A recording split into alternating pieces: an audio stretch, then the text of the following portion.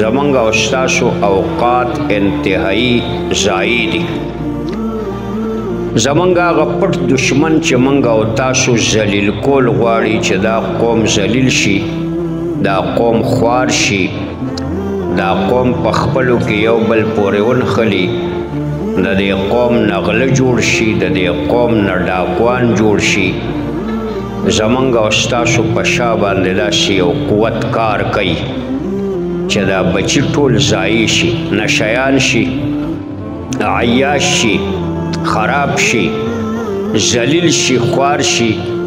نو کله چې سړی کمزوری شي مالی لحاظ سره، تعلیمي لحاظ سره او د ژوند د وسایلو د اسبابو په لحاظ، نو دی اخر کې غلام جوړ شي، ذلیل شي او ډېر د ذلت او د رسوایۍ د ژوند سره مخامخ شي.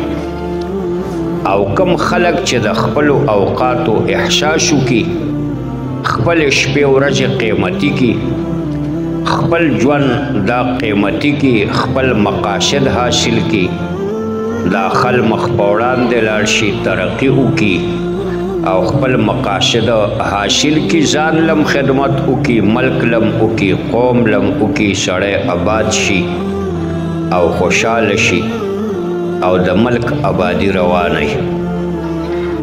ستا ژوند دا مختصر شانته دی، لږ دی او قیمتي دی، دی لږ خو ډېر زیات قیمتي دی. ستا یو سکنډ، یو منټ دا ستا دپاره ډېره لویه سرمایه ده او دا ستا نه ضایع کېږي.